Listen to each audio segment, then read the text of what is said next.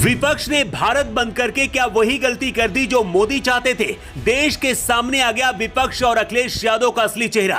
दलित और पिछड़ों के खिलाफ ही क्यों खड़ी हो गई मायावती, नहीं समझ पाई विपक्ष की चाल। 99% लोग नहीं जान पाए असली सच। दलित और पिछड़ों के नाम पर वोट लेने वालों के चेहरे से आज नकाब हट गया।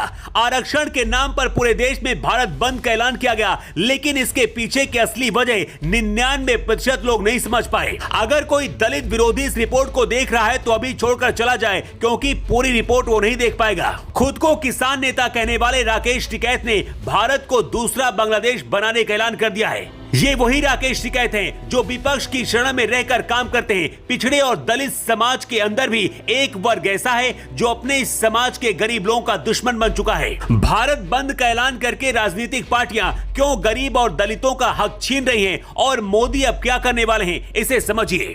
हाल ही में सुप्रीम कोर्ट ने कोटा के अंदर कोटा बनाने का फैसला किया था। मतलब राज्य सरकारें SC/ST के लिए सब कैटेगरी बना सकती हैं, ताकि सबसे ज्यादा जरूरतमंद को आरक्षण दिया जा सके।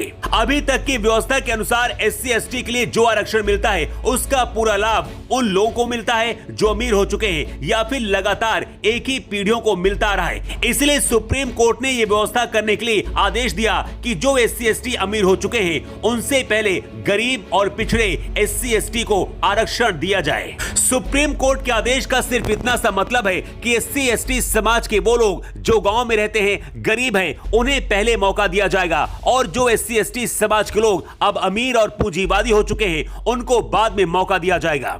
लेकिन अब SC/ST के पूंजीवादी लोग ही अपने समाज का गला घोटने के लिए भारत बंद का ऐलान कर दिया है। बाबा अंबेडकर भी समाज में समानता चाहते थे, लेकिन अगर वो आज जिंदा होते तो वो भी शर्मिंदा हो जाते। राजनीतिक पार्टियां अपने फायदे के लिए फैसले लेती हैं, लेकिन सुप्रीम कोर्ट ऐसा नहीं करती है। सुप्रीम कोर्ट ने सिर्फ SC/ST के गरीब बच्चों के भविष्य के लिए फैसला किया, लेकिन विपक्ष और पूंजीवादी SC/ST समाज के लोग नहीं चाहते कि उनके समाज के गरीब आगे बढ़ पाएं। अब ये तस्वीरें देखिए, देश के अलग अलग हिस्से की है जहां भारत बंद का ऐलान किया गया। SC/ST समाज, पिछड़े और गरीब लोगों को भड़काया जा रहा है ताकि वो सड़कों पर उतर आए, जबकि सुप्रीम कोर्ट SC/ST कोटे में एक क्रीमी कोटा बनाकर सबसे पिछड़े SC/ST लोगों को आगे लाना चाहता है। भारत बंद आंदोलन करके इस कानून को पलटने के लिए विपक्षी पार्टियां मोदी सरकार पर दबाव बना रही हैं। ऐसा हो सकता है कि मजबूर होकर यह फैसला मोदी सरकार पलट दे, लेकिन अगर ऐसा होता है तो SC/ST समाज के पिछड़े लोगों के साथ यह सबसे बड़ी नाइंसाफी होगी, और इसमें पूरा विपक्ष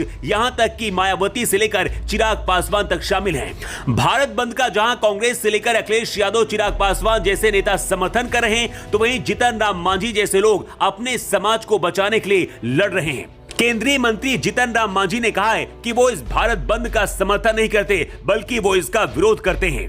मांझी ने आरोप लगाया है कि कुछ संपन्न दलित झूठी बात करके आरक्षण खत्म करने का भ्रम फैला रहे हैं। SC/ST समाज के कुछ विशेष लोग इस आंदोलन को अपने स्वार्थ के लिए और सिर्फ अपने फायदे के लिए चला रहे हैं। मांझी ने कहा कि जो लोग आज बंद का समर्थन कर रहे हैं, ये वही लोग हैं जो आरक्षण के नाम पर खुद फायदा लेते हैं और बाकी दलित समुदाय को उनके हाल पर पीछे छोड़ चुके हैं। भारत बंद के नाम पर क्या भारत को भी दूसरा बांग्लादेश बनाने की साजिश है? खुद को किसान नेता कहने वाले राकेश टिकैत ने कहा है कि बांग्लादेश जैसा हाल मोदी सरकार का करेंगे।